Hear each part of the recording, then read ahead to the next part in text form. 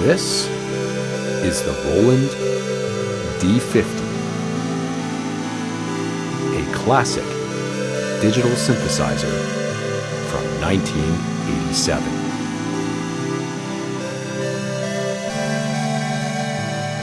Known for its warm overtones, airy, ethereal pads, and nostalgic sounds, it uses linear arithmetic synthesis, which combines PCM samples and loops with a versatile subtractive synthesis engine and effects.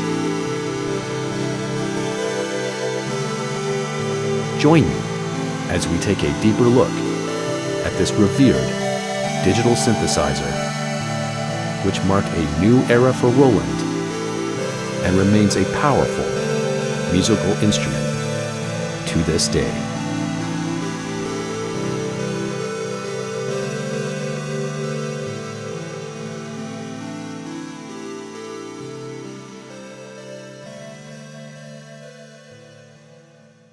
So this is the Roland D50 linear synthesizer, as well as the Roland PG-1000 controller. This is a fantastic digital synth from Roland, which was released in 1987 and marks their transition from analog synths into the digital age. And it combines some really cool features, something known as linear arithmetic synthesis, which uses PCM samples for short attack transients, followed by a synthesized sound thereafter in the engine itself. So today we'll do a quick walkthrough of some of the features and functions. I'll demonstrate some sounds for you, and then I'll give you my final thoughts towards the end. So this is the synth, and as you can see, it's a very sleek interface, which at the time was quite cutting edge and modern looking. And you do all of your editing typically with these buttons in this screen here. Thankfully, I've been able to acquire a PG-1000, which can really speed things up, and we'll touch on that a bit later. But if you don't have that, you'll be sort of editing through these buttons and that screen. So the sounds on the synth are constructed from what are known as tones and partials. So there's two tones, so an upper tone and a lower tone, and then within each tone there's two partials. So it can get a little bit confusing, but it's actually quite simple when you sort of visualize it here on the controller. So I'll just start with like an init patch, and then we'll craft some sounds as we go, and hopefully that'll make things a bit clearer. So let's take a listen to the basic wave shapes. There's a sawtooth and there's a square, which is created in the synthesis engine itself. And here's the saw.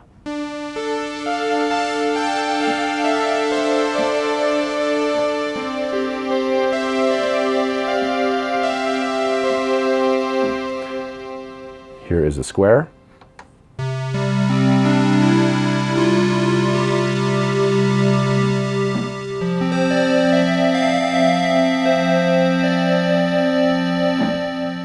As well as pulse width modulation.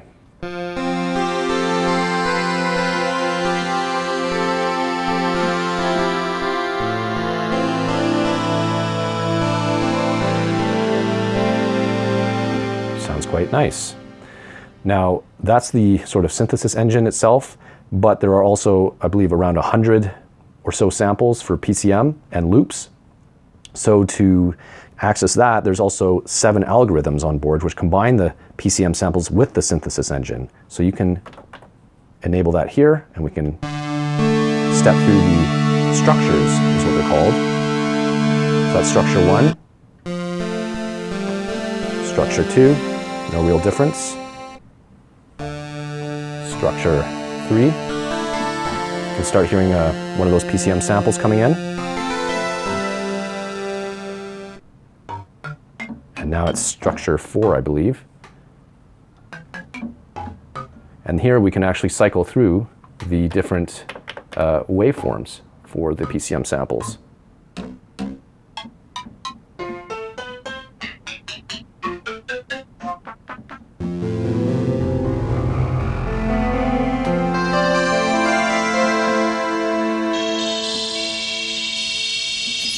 Start getting the loops.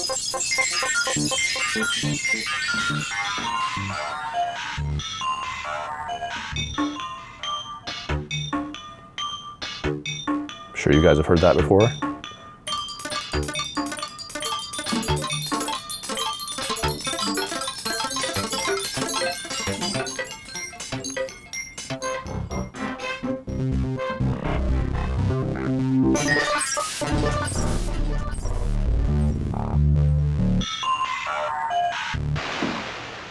It's pretty cool.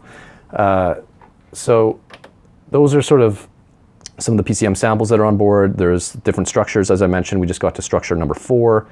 If I go to the other structures, no real difference here. But depending on which PCM waveforms you have and the combinations that you're using,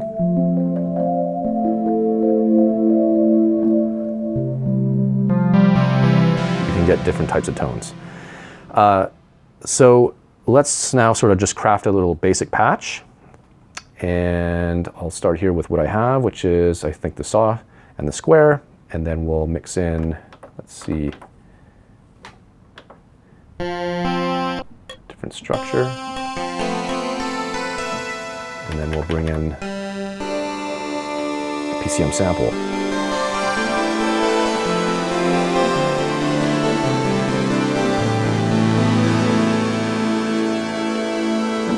There's another cool feature here, which is the chase function, sort of like a little delay.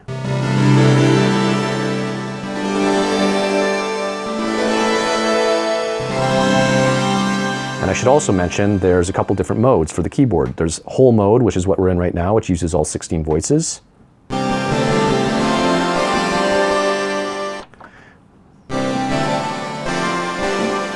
There's a dual mode, which layers the voices.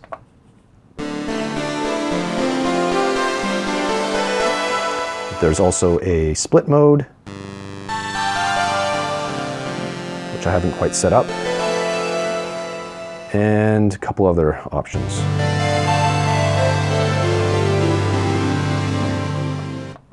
So, personally I like the dual mode, which uses 8 voices each. Just thickens up the sound a little bit. And then we also have things here on this PG-1000 controller, which basically takes all the menu functions from the synth and brings them to the front, which you can then use hands-on. Unfortunately, it's not in real time, so when you make a change, you have to hit the key again for it to take effect. So if I, for instance, adjust the cutoff, if I hold the key and adjust it to nothing, it doesn't take effect until I press the next key. Like so. So,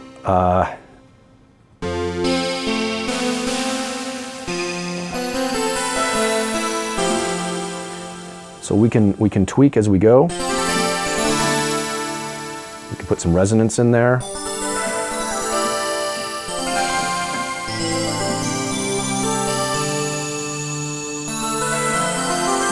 You can also adjust the envelope. So there is a filter envelope here as well. It's a 5-stage envelope. We can adjust that here with envelope depth.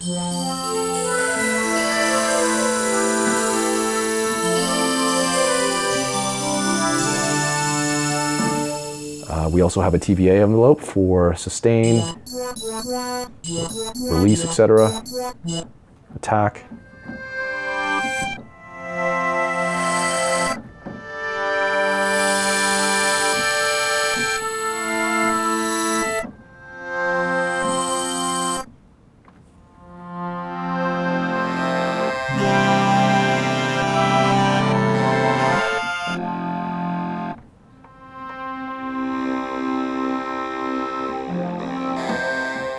Which is really cool. And then down here we have some more functions for the PCM, level control, some bias controls, LFO depth, as well for tremolo and things of that nature. You can select different LFOs.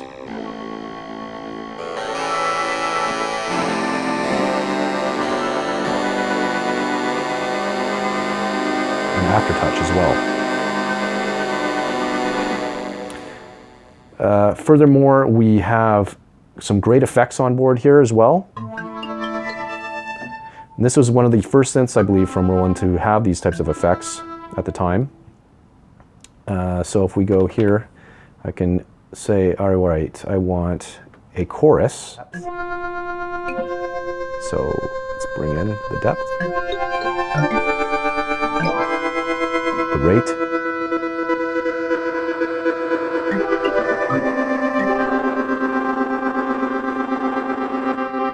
and a different type.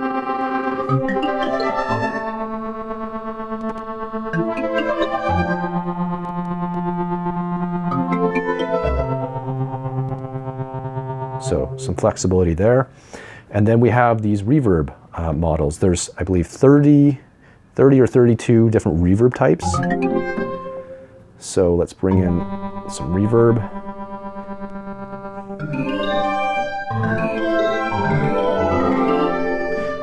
And there you go, you can hear that. Sounds awesome.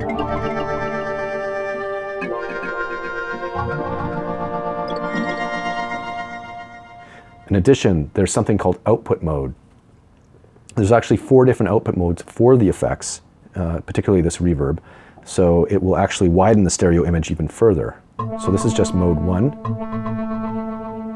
And let's just change that to a different type.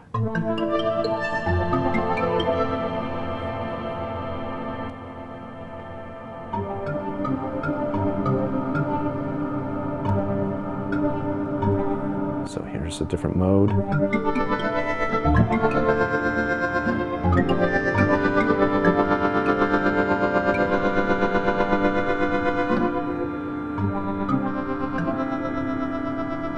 And you can hear it's sort of in the background there.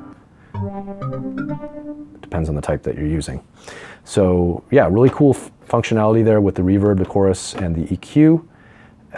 We also have an LFO control for various sections. There's 3 different LFOs on board, LFO1, LFO2, and LFO3. As well, there's pitch envelope control here and pitch envelope time and level, I should say, so that it's split. So each envelope, there's 3 envelopes. The filter envelope has a time, a 5-stage envelope here, as well as the level control for it. And similarly, the TVA has the same time and level, and then when you're in this other mode where you're in lower or upper sort of mode for the tones, you can access the pitch envelope, time and level.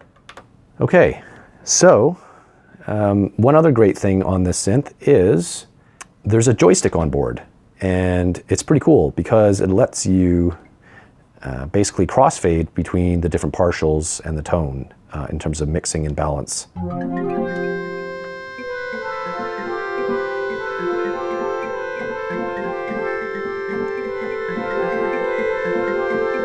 So you can hear that there.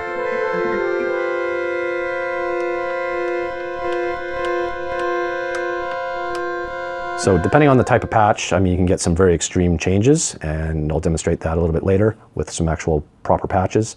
But this is sort of like vector synthesis a little bit, like with the TG33 or something like that. It's or the SY22 from Yamaha. Really great functionality to have on board. So let's listen to some different sounds now and get a sense for what the synth can do. This isn't going to be using the standard presets. There's a different patch bank that's been loaded, so something a little different.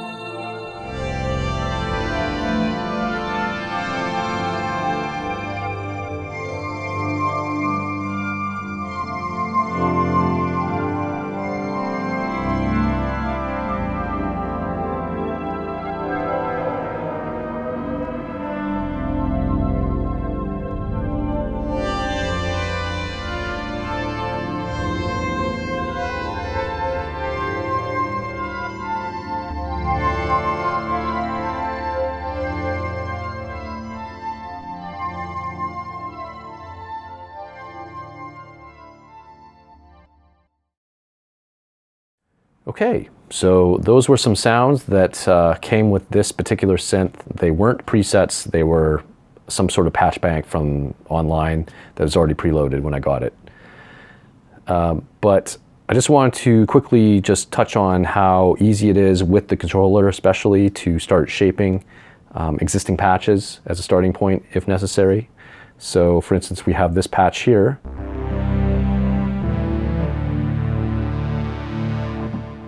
Quite nice and full sounding. But it's great to have this controller here. I like using the D50, especially for big ambient pads. Get the nice sort of background wash of sound.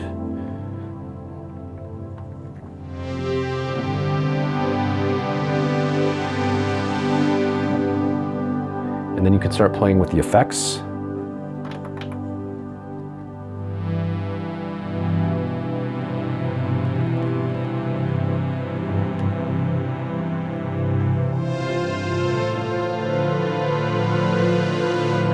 And the output modes. Get some nice stereo width. Some reverb types.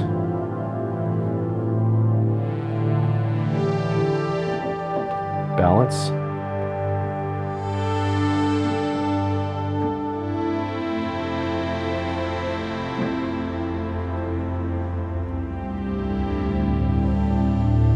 So, yeah, the Roland D50, I think, really excels in this area.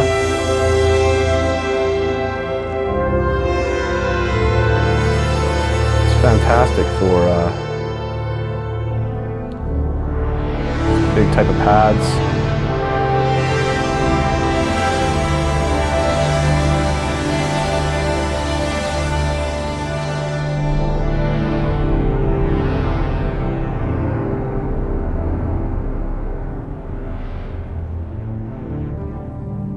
All right, let's sort of wrap things up here, and I'll give you my sort of final thoughts on the D50. I know I didn't touch on every single function or anything like that. It was just a quick overview and walk through some of the features, but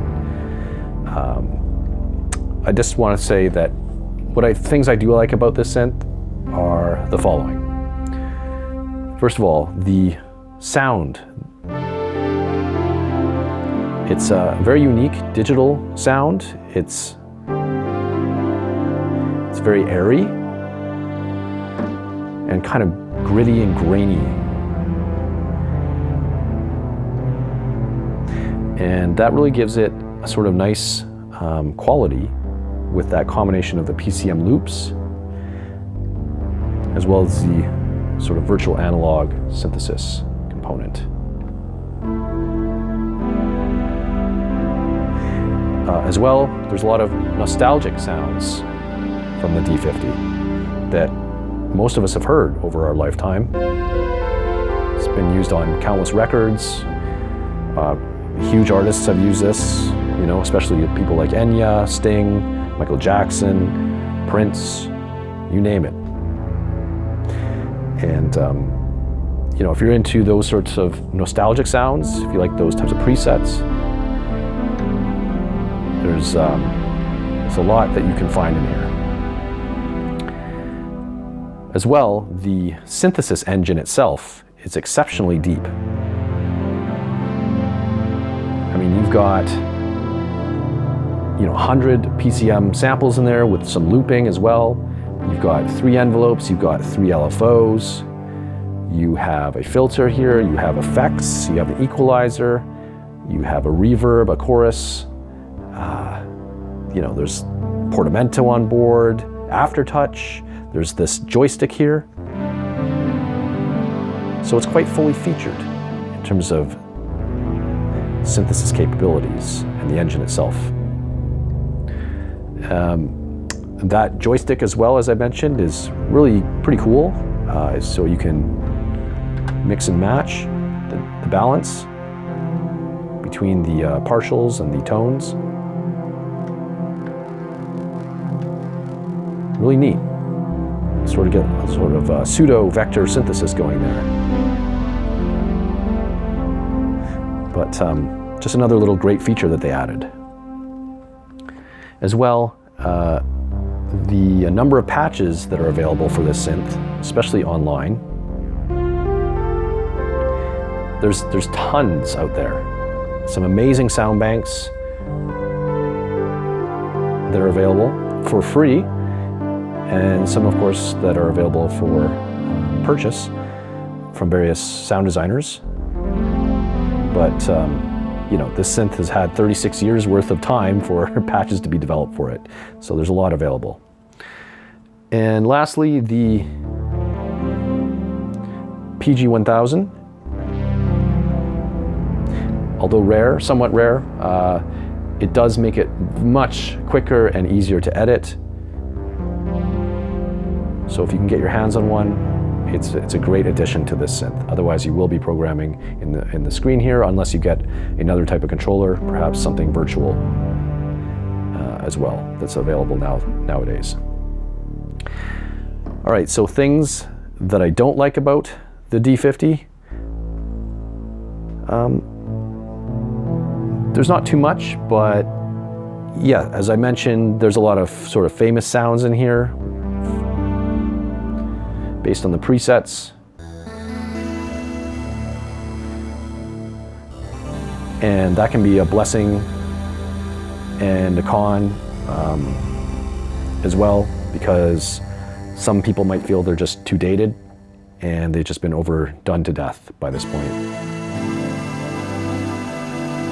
So depending how you approach it, you might or might not like the sort of standard presets that are on board.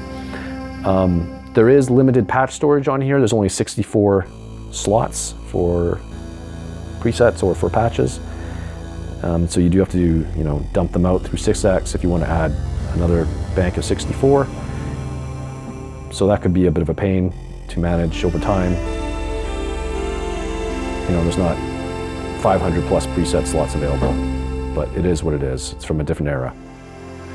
As well, the PG-1000, as mentioned, is somewhat hard to find these days. I mean, you can find it from sellers online here and there, but it is pretty expensive and can be a bit of a challenge to get your hands on. As well, when you're editing with this PG-1000, it's fantastic to have all these functions available, yes, but as you jump between the different sections, there's a lot of button pushing to access the tones, the partials, and then when you adjust the sliders, that's only for that particular function, and you can't recall exactly the previous slider positions, so you lose track very easily as to where the sliders were based on which function you're on, which can sort of throw you off a little bit. And as well, it's not live editing. Any effects or any changes you make do not affect in real time, only on the next button or, key press. So it's unfortunate, but it is what it is. And lastly, the age of this synth. Came out in 87. In 1987, that's about 36 years now that it's been on the market. Hopefully they will continue to last for another 36 years. But, that is quite a long time. I think the only thing I had to do when I got this was replace the battery, and it's been good as new since. So thankfully it's stood up the test of time, and I hopefully will continue to see it live a long life. But that's just something to keep in mind. It is getting up in age. Some of the components might need a little checkup or a battery replacement or something of that nature. All right, so that's stuff I don't like about the synth. What I will end with here with some final thoughts. This, was a futuristic take on synthesis when it was released. Roland really put a lot of R&D into this synth, and the linear arithmetic synthesis, that combination of those PCM transient attack samples with the synthesized engine behind it, was sort of revolutionary at that time, and they were really pushing the envelope. And it's really nice to see and to explore that. This is still today a classic sound, and still sounds modern and futuristic depending on how you program it, considering that this is a very deep synth engine. So you can get a lot out of this synth, and it is by no means not worth having in your arsenal. It is an icon of the 80s, you know, from 1987, featured on so many records.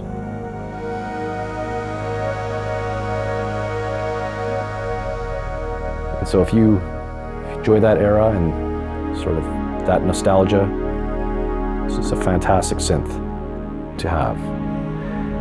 It definitely rewards patience in terms of programming, considering the engine is so deep, and you do need some time to get into it.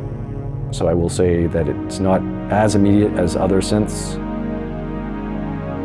So it's just something to keep in mind. But it does reward your patience over time if you're programming patches from scratch. There are software emulations available as well now. Of course, Roland has released the D-50,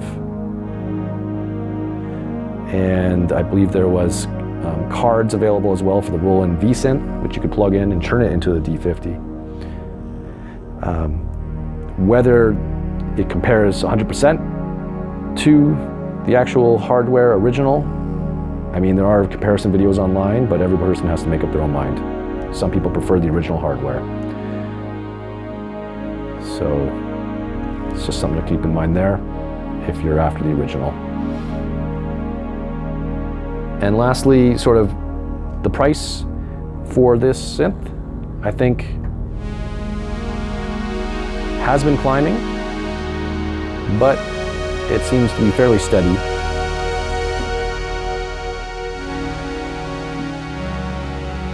And I do think that it's worth picking up. If something pops up locally for you, the Roland D50 is truly a digital classic. And it's worth getting your hands on, in my opinion. You can do a lot, especially if you're into ambient or new age. It's certainly iconic for those types of sounds.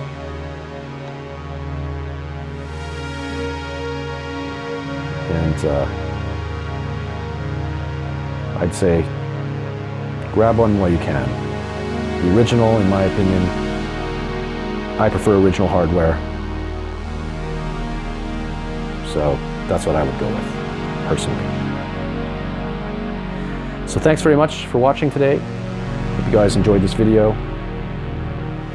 This iconic classic synth from 1987. Linear arithmetic synthesis, Roland D50, linear synthesizer, PG-1000.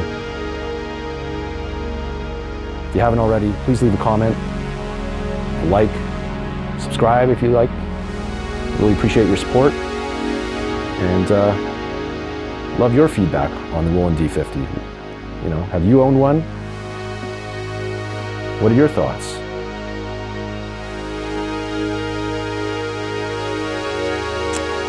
But for now, I think we'll wrap things up, and I will see you next time. Thanks for watching.